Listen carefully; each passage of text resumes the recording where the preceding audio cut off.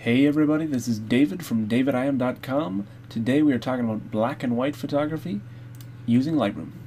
Now I touched on this in my first episode. Basically a lot of people do black and white photography the wrong way. They just strip out all the saturation.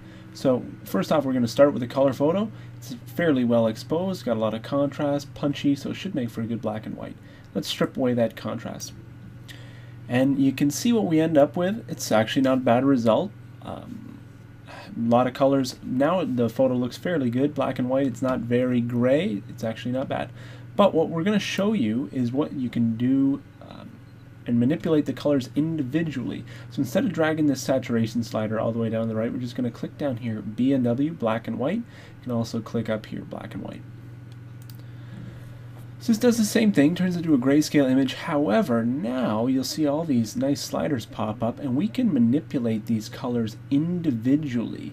And to help us illustrate that, we're going to bring up the color on the left, black and white. So you can see the gentleman here, this was like a busker guy down in Cuba, pretty awesome dude. He's got a red hat. So if we move this red slider, you'll notice on the right how we can change that from all the way dark to all the way light. And in this case, I quite like it light. I like the lighter hat. And we're just going to work our way down. So you can see the orange sliders. Concerns ourselves with skin tones quite a bit. So happy there. Yellow, a lot of the foliage, some of the things in his shirt. Green, that'll certainly impact the stand behind him. Aqua, the roof of the stand. And also the shirt here. Just brighten that baby up. Magenta, you can see or purple rather, you can see the woman's shirt over here is purple. So the purple corresponds directly to that. And then finally magenta. Not a lot of magenta in the image. It looks like there's a little bit right in here. And that's that. So if we compare these two, on the left we have the one where we individually colored it, and on the right was the one where we just dropped down the saturation. You can see they're both black and white. However, the one, I like the hat brighter. I like the shirt over here a bit brighter. We lightened up inside the tent here, and yeah, I like the feel better. So let us start with another image. This is some architecture in Old Havana. And again, we're just going to start with dragging the saturation, and this is classic. This is what a lot of people get out of their black and white digital photos. Gray, very gray, not very attractive at all. So we are definitely going to do better than that. Again, we are going to show you left and right, so we're just going to click black and white over here, and left and right. You can see the only thing that's red in this image is this little strip along here, a little terracotta or something like that. So I like that darker orange. That's certainly going to impact our building quite a bit. So I'm going to brighten that up. You'll see why in a minute.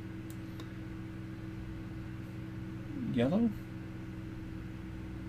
And now you can really start to see green. Not really concerned about green in that image.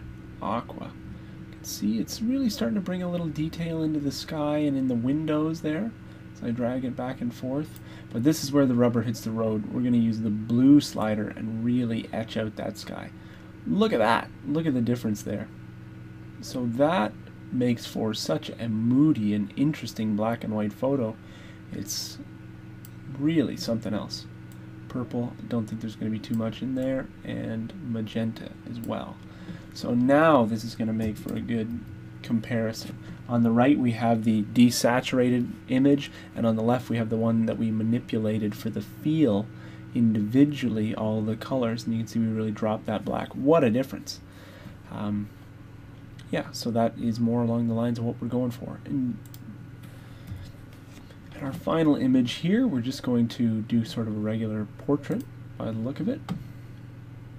And we can start by dragging that saturation. You can see again we get a bit of a gray tone overall, but if we go in, we just click that black and white, and from here we can individually change things. So oftentimes with skin tones, especially with infant skin and children's skin, not that that's what this guy is, but you can drop the red out of it and it gives a much nicer look overall. Orange, you can see that's the same thing again. Yellow, oh, we were going to show that as well. Yellow, so you can see how it concerns itself with the yellow parts, some of the foliage like down by his feet.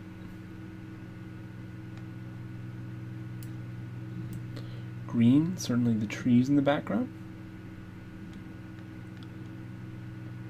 Now the sky isn't as blue, it was sort of hazy, and you can see that the light was actually sort of sneaking inside the lens here to give that low contrast corner.